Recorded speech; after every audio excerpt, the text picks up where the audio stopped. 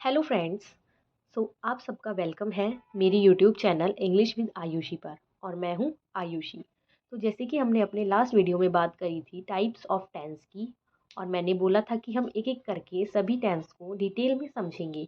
तो आज हम बात करेंगे प्रेजेंट इंडेफिनिट की। क्या होता है प्रेजेंट इंडेफिनिट टेंस, क्या इसका सेंटेंस स्ट्रक्चर होता है, कैसे हम इसे फॉर्म करते हैं। सबसे पहले समझिए प्रेजेंट इंडेफिनिट टेंस किसे कहते हैं, क्या होते हैं। प्रेजेंट इंडेफिनिट टेंस आपके कोई भी हैबिचुअल एक्शन, जो आपकी हैबिट है, हैबिचुअल एक्शन, कोई भी डेली एक्टिविटी को बताते हैं, वो हमारे सब प्रेजेंट इंडेफिनिट सेंटेंस के अंदर आते हैं। ठीक है। अब अगर हम इनकी पहचान की बात करें कि आप इन्हें कैसे पहचान सकते हैं, तो इनकी पहचान के लिए इनके लास्ट में ता है, ती है या ते है जैसे शब्द का यूज होता है लास्ट में। अब हम एक एक करके बात करेंगे इसमें अफर्मेटिव सेंटेंस की, नेगेटिव सेंटेंस की, इंट्रोगेटिव सेंटेंस की और उनके सेंटेंस के स्ट्रक्चर की। तो सबसे पहले हम बात करते हैं अफर्मेटिव सेंटेंस की।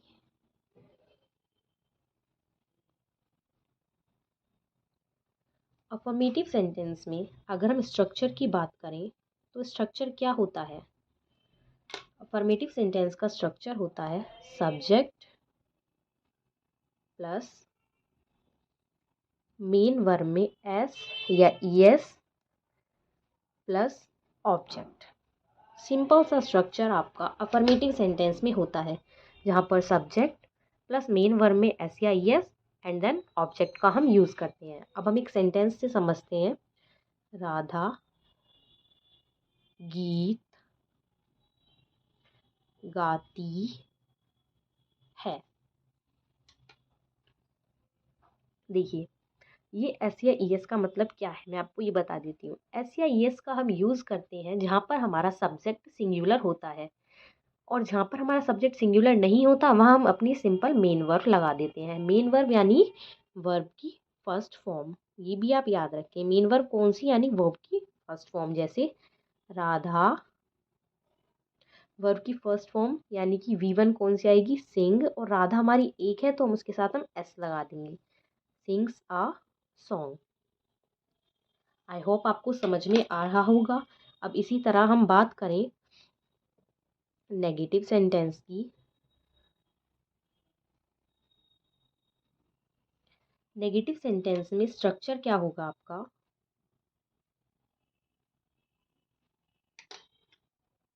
नेगेटिव सेंटेंस का स्ट्रक्चर होता है सब्जेक्ट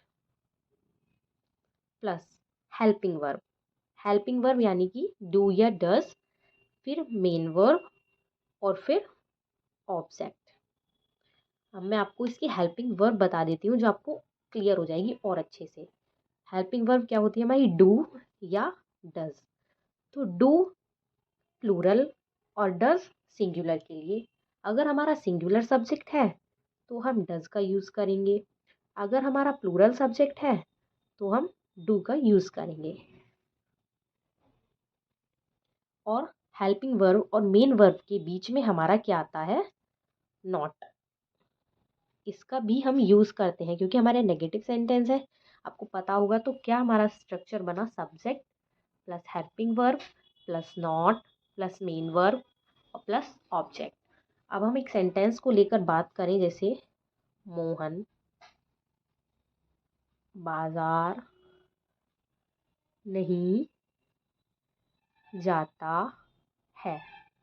तो क्या बनेगा हमारा इसका स्ट्रक्चर, सेम आपको इसे फॉलो करना है। सब्जेक्ट मोहन,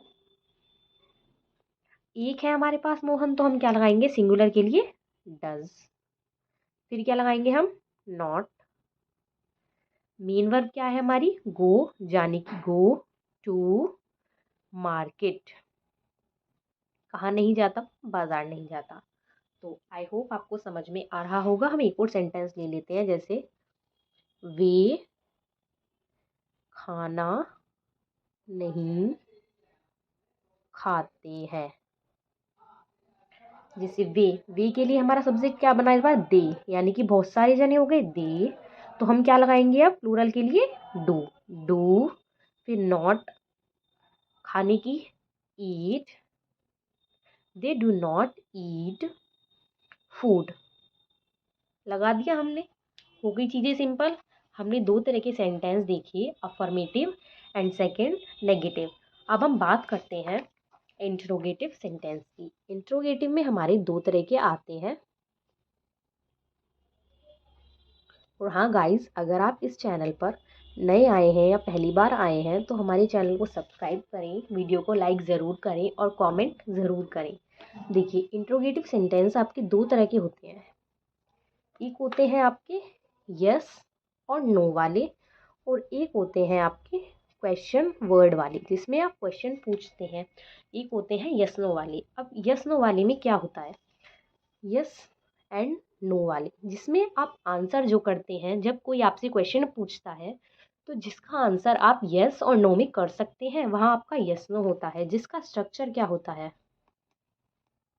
स्ट्रक्चर बहुत सिंपल होता है। इसमें हमारी हेल्पिंग वर्ब वो स्टार्टिंग में आ जाती है, फिर हमारा सब्जेक्ट सेम रहता है, बस हमारी हेल्पिंग वर्ब स्टार्टिंग में आ जाती है, प्लस मेन वर्ब और प्लस ऑब्जेक्ट, और लास्ट में क्वेश्चन मार्क। ये हमेशा याद रखें।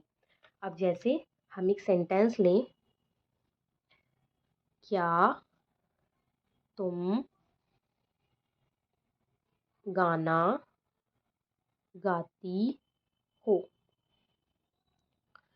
तो अब हम क्या लगाएंगे, हमें हेल्पिंग वर्ब लेनी है। हेल्पिंग वर्ब क्या पहले लेनी है, हेल्पिंग वर्ब क्या पहले, सबसे पहले आप देखिए कि यस नो है या क्वेश्चन वर्ड है। क्या तुम गाना गाती हो, तो इसका सेंस क्या आएगा, या तो हाँ में आएगा या तो ना में आएगा। तो इसके लिए क्या बनेगा, हेल्पिंग वर्ब क्या बनेगी, हमारे सेंटेंस का सब्जेक्ट क्या है, तुम, यानी कि प्लूरल। तो इसके लिए क्या हेल्पिंग वर्ब उठ के आएगी, डू। और तुम के लिए सब्जेक्ट क्या बनेगा, यू। और हमारी सब्जेक्ट बन गया, हमारी मेन वर्ब क्या आएगी, सिंग ए सॉन्ग। देखिए कितना सिंपल हो गया। आपको सिर्फ ये स्ट्रक्चर फॉर्मेट आपको फॉलो करना है। उसके बाद अगर हम बात करें क्वेश्चन वर्ड वाले सेंटेंस की, क्वेश्चन वर्ड वाले सेंटेंस में हमारे क्या क्या क्वेश्चन वर्ड हो सकते हैं, वॉट, वेयर, हु, whom, मतलब जिसमें आप हाँ या ना में जवाब नहीं दे सकते, जिसमें आपको पूरा एक्सप्लेन करना पड़ेगा। जैसे एग्जाम्पल से समझिए। सबसे पहले आप इसका स्ट्रक्चर देखिए, स्ट्रक्चर क्या बनेगा। स्ट्रक्चर में क्या होता है, क्वेश्चन वर्ड पहले आ जाता है, उसके बाद हेल्पिंग वर्ब प्लस सब्जेक्ट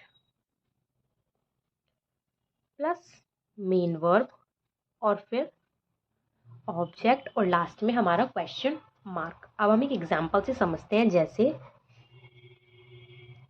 तुम बाजार क्यों नहीं जाते हो, हमारा ये सेंटेंस है। अगर अगर आप इसे पढ़ें, तुम बाजार क्यों नहीं जाते हो, तो आप इसका आंसर हाँ या ना में नहीं दे सकते, आपको बताना पड़ेगा, वो रीज़न देना पड़ेगा। तो हम क्या बनाएंगे, क्वेश्चन वर्ड ढूंढिए, क्यों यानी कि वाई, फिर तुम प्लूरल है तो हमारा क्या आएगा, helping verb do, subject you, why do you not go to market, question mark. देखिए क्वेश्चन वर्ड उठ के आ गया, हमारी हेल्पिंग वर्ब बाहर आ गई, सब्जेक्ट बाहर आ गया, और मैंने आपको क्या बताया था, नोट का यूज़ मेन वर्ब से पहले होता है। हमने यहाँ भी देखा था, मेन वर्ब से पहले हमारा नोट का यूज़ हुआ था, इसलिए हमने, अगर हमारा नेगेटिव सेंटेंस है तो हमने मेन वर्ब से पहले नोट का यूज़ कर दिया। आई होप आपको समझ में आया होगा। अब मैं आपको कुछ होमवर्क में क्वेश्चन दे रही हूँ, वो आप प्लीज़ कॉमेंट में ज़रूर लिख के भेजिए, फिर मैं आपको बताऊँगी आपने कितने सही किए और कितने गलत किए। मैं आपको 5 क्वेश्चंस दूंगी, ज़रूर ध्यान दें और एक बार ज़रूर करें। वह खाना बनाती है। सेकंड, रोहन गाना नहीं गाता है?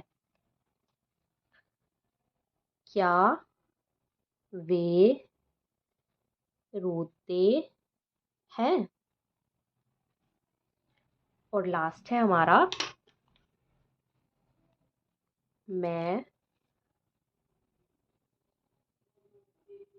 वहाँ क्यों नहीं जाता हूँ। ये आपको 4 बनाने हैं और मैं जाते जाते आपको एक पॉइंट और बता देती हूँ। हमारा, मैंने आपको बताया था कि सिंगुलर के लिए हम डज लगाते हैं, प्लूरल के लिए हम डू लगाते हैं, पर इसमें हमारी एक एक्सेप्शन होती है। वो क्या एक्सेप्शन होती है? हमारा आई। आई हम ऐसा कंसिडर करते हैं, हमेशा प्लूरल कंसिडर करते हैं, तो इसके लिए इसके साथ या तो वर्ब की फॉर्म में कुछ नहीं लगेगा। जैसे मैंने आपको क्या बताया था, एस या एस किसके साथ लगता है? सिंगुलर के साथ। तो इसके लिए इसकी वर्ब में कुछ नहीं लगेगा। और अगर हम इसे प्लूरल कंसिडर करते हैं तो इसके साथ क्या लगेगा? डू। ये आप पॉइंट में याद रखिएगा या इसे कहीं पे नोट कर लीजिएगा, क्योंकि बच्चे इसमें बहुत गलती करते हैं।